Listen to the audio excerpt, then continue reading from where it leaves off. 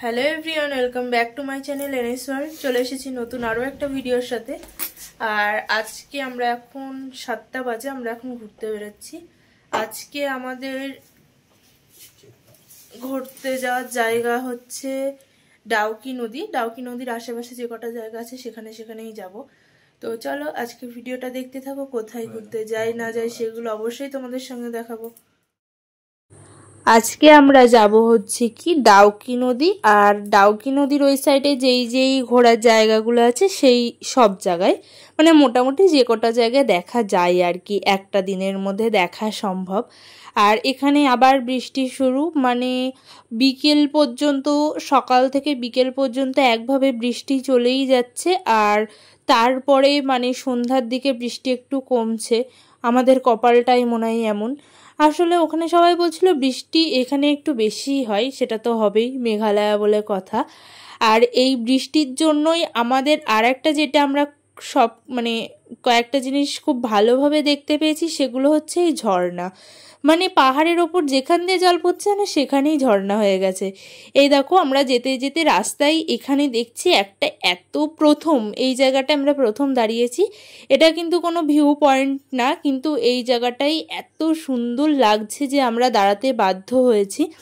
আমি প্রথমে ঝর্ণাটা দেখেছিলাম না, কিন্তু যে ড্রাইভার দাদা ছিল সে বলল দাঁড়াও তোমরা ঝর্ণাটা দেখো, এত কাছ থেকে মানে এত সুন্দর দেখতে পারবা এখানে। ওই জন্য আমি দাঁড়িয়ে পড়েছি। দাঁড়িয়ে তোমাদের দাদাভাইকে বললাম যাও তুমি একটু ওখানে তোমার কটা ফটো তুলে দিই।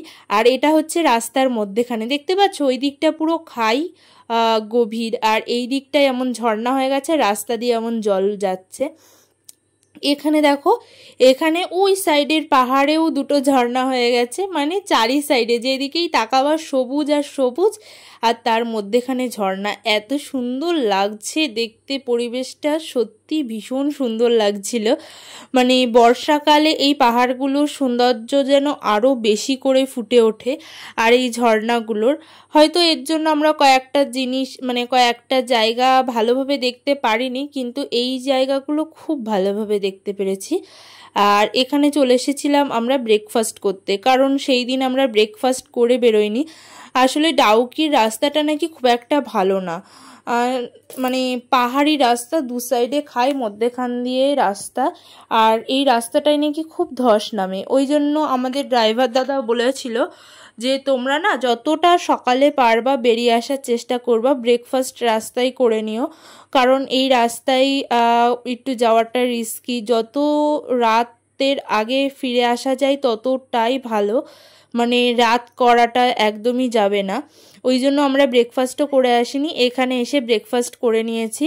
আর তারপরে বেরিয়ে পড়েছি আবার ডাউকির উদ্দেশ্যে।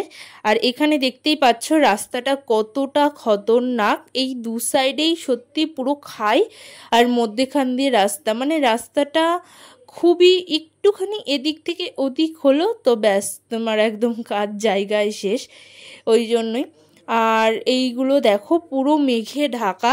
আমরা যেদিন ডাউকি যাচ্ছিলাম সেদিনকে এমন বৃষ্টি হচ্ছিল, খুব মানে কেমন একটা বৃষ্টি, মাঝে মাঝে এত জোরে বৃষ্টি হচ্ছে, আবার মাঝে মাঝে বৃষ্টি থেমে যাচ্ছে। এখানে যেতে যেতে আমরা আরেকটা ঝর্ণায় দাঁড়িয়ে পড়েছি। এটাও মানে ভিউ পয়েন্ট না, এটা বৃষ্টির জন্য এমন ঝর্ণা হয়ে গেছে। আসলে পাহাড়ে সব জায়গায় দেখছি যেখান দিয়ে জল পড়ছে এমন বড় বড় ঝর্ণা হয়ে গেছে। এইখানে দেখো রাস্তাগুলো আমি তোমাদেরকে দেখাচ্ছিলাম, দু সাইডে কেমন লম্বা লম্বা পাহাড়, পাহাড় না মানে এগুলো পাহাড়ের মতনই। আর মধ্যেখান দিয়ে রাস্তাগুলো দেখছো কেমন টেরা ভেঁকা পুরো। এই রাস্তায় সত্যি গাড়ি চালানোটাও খুবই রিস্কি। ওই দাদাটার হাত প্রচন্ড ভালো, মানে গাড়ি চালানোর, ওই জন্যই আমরা আসলে আসতে পেরেছি বাড়ি। এই রাস্তাটা দারুণ, সঙ্গে বৃষ্টি, বুঝতেই পারছো ওয়েদারটা ভীষণ। এই যে আমরা দুজন, কিন্তু এইবারটা কোন দিকে আমরা আর খুঁজে পাচ্ছি না। দারুণ জায়গা। এই তরুণ গেছে।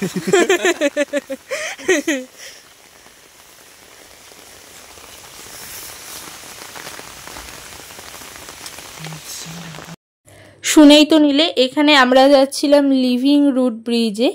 এই দেখো, এই সিঁড়িগুলো নেবে নেবেই যেতে হবে। এখানে তো মানে সিঁড়িগুলো বৃষ্টিতে এত স্লিপ হয়ে গেছিল, মানে অনেকটা টাইম লাগছিল নেবে নেবে যেতে। তাও তো এখানে বেশি সিঁড়ি ছিল না। আর একটা হয়তো কোনো রুট ব্রিজ ছিল, সেখানে অনেকটা ট্রেকিং করে যেতে হয়। যেহেতু ওখানে গেলে একটা দিন পুরো লেগে যাবে, আমরা সেই দিনটা অন্য কোথাও দেখতে পারবো না, ওই জন্যই আমরা ওখানে যাইনি। আর আমরা এই দিনটাই হচ্ছে আমাদের মেঘালয়ের লাস্ট, মানে এর পরের দিন আমরা চলে যাব, এখান থেকে আসামে চলে যাব। তারপরের দিন আমাদের ফ্লাইট আছে সন্ধেবেলা বিকেলবেলার টাইমে ছিল। এখান থেকে কি বলতো, দিনের দিন তো বেরোনোটা খুবই রিস্কি হয়ে যাবে, কারণ মেঘ পুরো ঢেকে যায় তো রাস্তায়, ওই জন্যই আর কি। ওই জন্যই আমরা মেঘালয় থেকে, মানে আমাদের যেদিন ফ্লাইট তার আগের দিন বিকেলে নয় দুপুর 2টো নাগাদ বেরিয়ে এসেছিলাম, যাতে আমাদের কোনো প্রবলেম না হয়, ফ্লাইটটা যাতে পেয়ে যায়। আসলে এখানে ফ্লাইট না পেলে তো খুবই সমস্যা, ট্রেনে করে যাওয়ার জন্য টিকিট কাটতে হবে, সেটাই। এটাও সুন্দর গাইস, এখানকার কুকুরগুলো ভীষণ সুন্দর, আমাদের থেকেও বেশি সুন্দর এখানকার কুকুর। হ্যাঁ, একটা ঝর্ণার গর্জন না?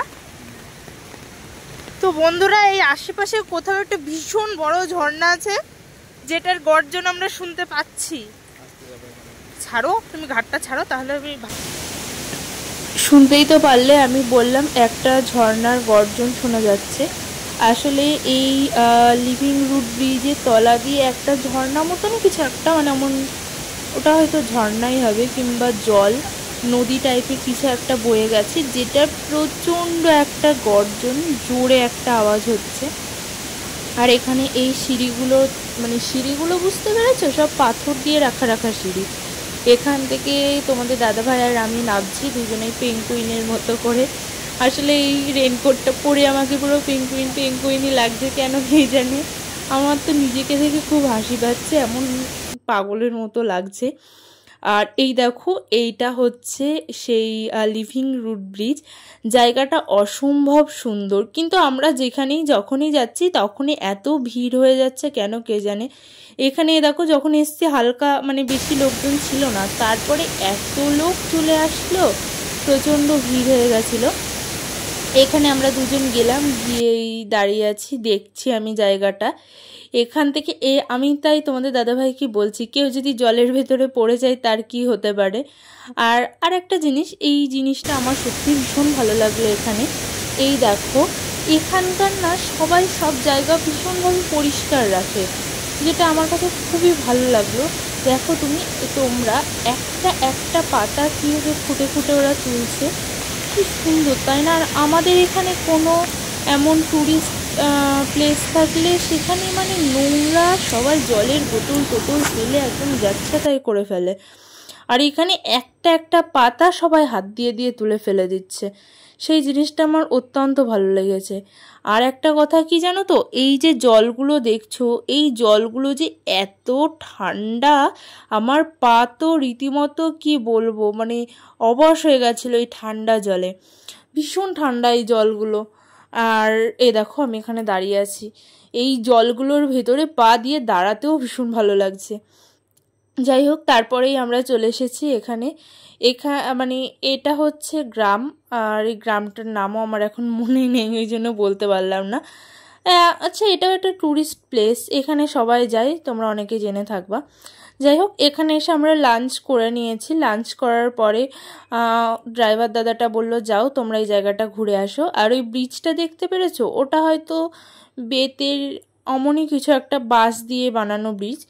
আর এখানে দেখো, এই গ্রামটার ভেতরে মানে সব কিছু পুরো সাজানো, আর একটাও নোংরা নেই, কোনো দিকে তোমরা মানে তাকিয়ে দেখবা না যে একটুখানিও নোংরা পড়ে আছে। এখানে সব থেকে যে জিনিসটা আমি অবাক হলাম, এই দেখো এই গাছটা দেখে, এটা কি কোনো কলা গাছ হতে পারে? পাহাড়ি কলা গাছের মতনই পাতা, দেখো পুরো।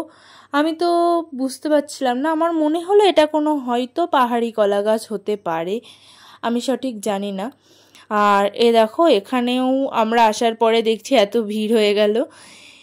তারপরেই আমরা ওখান থেকে বেরিয়ে আসলাম। আসলে আগেই বলেছি যে আমাদের ড্রাইভার দাদা বলেই দিয়েছিল যতটা তাড়াতাড়ি সম্ভব আমাদের ডাউকি থেকে ফিরতে হবে সন্ধ্যা হওয়ার আগে। আর এরপরেও অনেক কটা জায়গা ছিল ঘোরার, তাই জন্য আমরা যখন এখানে ঢুকছি তখনই দাদা বলে দিয়েছে যে যতটা তাড়াতাড়ি পারো ঘুরে চলে আসো, কারণ এরপরে এখনও অনেক জায়গা আছে দেখতে যাওয়ার, সেগুলোও দেখে আসতে হবে। আর তোমাদের দাদাভাই দেখতে পাচ্ছ লোকজনকে থামিয়ে দিয়ে আমার ভিডিও করছে। আমি ওকে বললাম ছেড়ে দাও, আমার ভিডিও করার দরকার নেই অত কিছু। বললো না, আমি ভিডিও করেই দেবো তোমাকে। যাই হোক, ওখান থেকে আমরা বেরিয়ে চলে এসেছি। এইবারটা আমরা যাচ্ছি ডাউকি নদীর দিকে। আর ডাউকি নদীতে গিয়ে পুরো আমি কান্নাকাটি শুরু করে দিয়েছি। কেন সেটা তো তোমরা ভিডিওটা দেখলেই বুঝতে পারবা। আমার সত্যি এতটা মন ভেঙে গেছে ডাউকিতে গিয়ে, সেটা আর বলে বোঝানোর মতো না। আর আমাদের এই মেঘালয়ে গিয়ে একটা ভীষণ ভয়ঙ্কর অভিজ্ঞতা হয়েছে, পরিস্থিতির শিকার হয়েছিলাম ভয়ঙ্কর। সেটা কি সেটাও ভিডিও শেষেই তোমরা জানতে পারবা, তার জন্য ভিডিওটা পুরোপুরি দেখতে হবে। এই দেখো, তারপরেই ডাউকির দিকে যাওয়ার আগে আমরা পেয়ে গেলাম আর একটা ঝর্ণা। এটারও নাম কি আমার মনে নেই, ওই জন্যই বলতে পারলাম না। এই ঝর্ণাটা জাস্ট ওয়াও ছিল, সত্যি বলছি। এই জায়গাটায় এসে আমি আর তোমাদের দাদাভাই পুরো অবাক হয়ে গেছি। এত সুন্দর ঝর্ণাটা, মানে কি বলবো, দেখো পুরো সাদা জলের, মানে ফেনা মনে হচ্ছে পুরো। আর ওই দিকে হয়তো বাংলাদেশ, হয়তো না, ওখানে বললোই এটা বাংলাদেশ বর্ডার। আর তারপরেই এই ঝর্ণাটা, ওই জলটা ওই দিকেই যাচ্ছে। এত তোমরা দেখো জলটা শুধু পুরো ফেনা ফেনা আর ফেনা। এখানে জলের যে স্রোত, না একটা ছাট, এই ছাটেই মানুষ ভিজে যাবে। আর আমি আর তোমাদের দাদাভাই বলছিলাম যে এর ভেতরে যদি কেউ পড়ে যায় তার অবস্থাটা কি হতে পারে। এখানে আমরা দুজনে একটু দাঁড়িয়ে ভিডিও বানিয়ে নিলাম। আর তারপরেই আমরা ওখান থেকে তাড়াতাড়ি করে চলে এসেছি, কারণ ডাউকিতে যাব। এটা আরেকটা ঝর্ণা রাস্তায় পড়েছিল। ড্রাইভার দাদা বলছিল তোমরা যদি দাঁড়াও তাহলে দাঁড়াতে পারো, কিন্তু আমরা দাঁড়াইনি, কারণ মানে বেলা বেড়ে যাচ্ছিল অনেকটাই। এখানেও এই ঝর্ণাটায়ও দাদাটা বলছিল দাঁড়াও, আমরা এখানেও দাঁড়াইনি। যতটা আমরাও চেষ্টা করছিলাম যতটা তাড়াতাড়ি সম্ভব চলে যাওয়ার, কারণ সবার মুখে যেটুকু শুনছিলাম এই রাস্তাটা নাকি সত্যি ভীষণ খারাপ রাত্রিবেলা। আর এই দেখো, তারপরেই চলে এসেছি আমরা ডাউকি। কোনটা ডাউকি বলো তো? এই দেখো, এই গঙ্গার মতো এই জলটা হচ্ছে ডাউকি নদী নাকি। এখানে এসে তো মানে আমি পুরো মানে কেঁদে ফেলেছি, কারণ আমি সত্যি ডাউকি নদীটা দেখেই এখানে ঘুরতে এসেছি। আমি ডাউকি নদীর ভিডিও প্রথম দেখেছিলাম, আমি তখন ভেবেছিলাম ওটা হয়তো বিদেশে, কিন্তু তারপরে যখন জানলাম না ওটা আমাদের ইন্ডিয়ায় আর মেঘালয়ের মতো একটা রাজ্যে, তখন আমি তোমাদের দাদাভাইকে বলেছি আমি যাব মেঘালয়তে শুধু ডাউকি আর 7 সিস্টার দেখতে। যাই হোক, কিছু করার নেই। ওখানে সবাই বলল যে ডাউকি দেখতে হলে তোমাদের আসতে হবে নভেম্বরের দিকে, আর যদি চেরাপুঞ্জি দেখতে হয় তাহলে তোমাদের এই বর্ষাকালটাই বেস্ট। হ্যাঁ, আমরা চেরাপুঞ্জির ওই দিকে যত ঝর্ণা আছে সব কিছু ভীষণ ভালোভাবে দেখতে পেরেছি, কিন্তু এই ডাউকিটায় গিয়ে একটু মনটা তো ভেঙে গেছিলোই। কিছু করার নেই, সব কিছু তার একেবারে সম্ভব না। আর কি বলবো, কপালটাও আমাদের খারাপই ছিল। এখানে এসে তো অনেকটা কষ্ট পেয়ে, যাই হোক, একটু দাঁড়িয়ে থেকে থেকে চলে এসেছি আমরা কিছু খাওয়া দাওয়া করতে। এখান থেকে তোমাদের দাদা ভাই খেলো একটা কাপ নুডলস, আর আমি যেহেতু নুডলস তারপরে ম্যাগি এসব কিছুই খাই না, ওই জন্য আমি একটা 7 আপ নিয়ে নিয়েছি। আর এখানে ডাউকির দিকে যাচ্ছি। এখানে ভিডিওগুলো দেখে আর এই রিয়েল ডাউকিটা দেখে তো আমার সত্যি কি বলবো। আর আসলে এই টাইমটায় যত ঝর্ণার জল সব এসে এই ডাউকিতে পড়ে, ওই জন্যই ডাউকিটার অবস্থা এই। আমি তো এগুলো দেখে আমার মুখটা পুরো প্রথমে তো কি বলবো দেখার মতো ছিল না। এখানে দেখো সবাই মনে হয় ট্রানজাকশন রিল বানাচ্ছে। এখানে এসে আমার তো কোনো ভিডিও বানাতেই ইচ্ছা করছিল না, মানে যেটুকু যা বানিয়েছে তোমাদের দাদাভাই। আর তাছাড়া এখানে এসে আমি তো ভেবেছিলাম বোটিং করব। তোমরা জানো আমি ব্যাগে করে জামা প্যান্ট পর্যন্ত নিয়ে গেছি যে ডাউকিতে গিয়ে আমি স্নান করব, কিন্তু সেটাও আমার কপালে ছিল না। এখানে সবাই মাছ ধরছে। এদের তো মানে আমার এখানে এসে দেখে আমি শুধু একটাই কথা বললাম, এটা পুরো আমাদের গঙ্গার মতো লাগছে। বলো তোমরা, এই গঙ্গাও আমি সেদিনকেই তো গেছিলাম, দেখলাম সেম এই অবস্থা। আর কি করা যাবে, যেই ড্রাইভার দাদাটা বলল তোমরা যদি শুধু ডাউকি দেখতে আসতে চাও তাহলে তোমরা নভেম্বরে আসতে পারো। কিন্তু আমি না যে কটা রিলস দেখেছিলাম সবাই বললো মেঘালয় আসার বেস্ট টাইম হচ্ছে জুন জুলাই, কিন্তু ডাউকিতে আসার বেস্ট টাইমটা কেউই বলেনি। আর তারপরে ওখান থেকে আমরা বেরিয়ে পড়েছি আমাদের রুমের উদ্দেশ্যে, মানে পুলিশ বাজারের উদ্দেশ্যে। কিন্তু আগেই তো বললাম রাস্তায় এসে আমাদের একটা খুবই ভয়ঙ্কর অভিজ্ঞতা বা পরিস্থিতির শিকার হয়েছিলাম। সেটা কি সেটা তো দেখতেই পাচ্ছ। মানে আসার সময় রাস্তা পুরো মেঘে ঢেকে গেছিলো, মানে এক পা এগিয়ে যে কি সেটাও স্পষ্টভাবে বোঝা যাচ্ছে না, মানে ভীষণ খারাপ অবস্থা। আমরা তো আশেপাশে কিচ্ছু দেখতেই পাচ্ছি না। ওই ড্রাইভার দাদাটা বলছে দেখো এখানে এটা এখানে এটা, আমরা দেখতেই পাচ্ছি না, তোমাদের দাদাভাই শুয়ে পড়েছে। আসলে আমাদের পুলিশ বাজার থেকে ডাউকি প্রায় অনেকটা রাস্তা, 3 থেকে 3.5 ঘন্টা। আর এতটা গাড়ি জার্নি করে এসে তোমাদের দাদাভাই ভীষণ ক্লান্ত, আর শরীরটা একটু অসুস্থ লাগছিল, ওই জন্য ও একটু শুয়ে রেস্ট নিচ্ছে আর আমি বসে আছি। আর এই বাইরের দিকে তাকিয়ে আমি ভাবছি যে এখানে এত খারাপ অবস্থা, আর আমরা বাড়ি যাব কি করে, মানে বাড়ি বলতে রুমে যাব কি করে, এটাই হচ্ছে আমাদের সব থেকে বড় টেনশন ছিল তখন।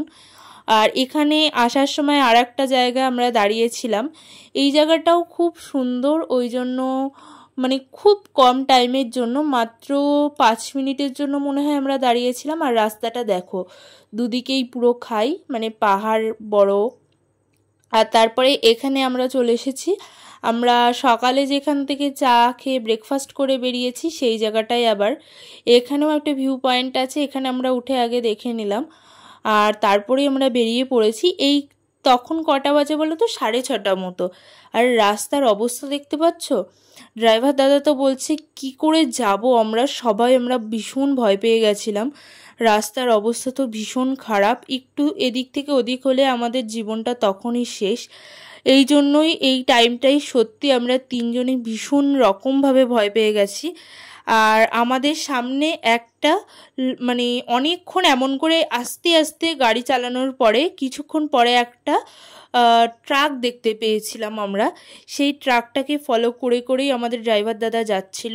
আর আমাদের পেছনে তখন মানে আমরা যখন ট্রাকটাকে ফলো করছি তখন 5-6টা গাড়ি যাচ্ছিল, সবাই এই একই লাইনে, কেউ একটু এদিক থেকে ওদিক হলেই সবার জীবন শেষ। যাই হোক, ঠাকুরের আশীর্বাদে আমরা ঠিকভাবে চলে আসতে পেরেছিলাম। তো আজকের ভিডিও এটুকুই, যদি ভালো লেগে থাকে চ্যানেলটা সাবস্ক্রাইব করে দেবে।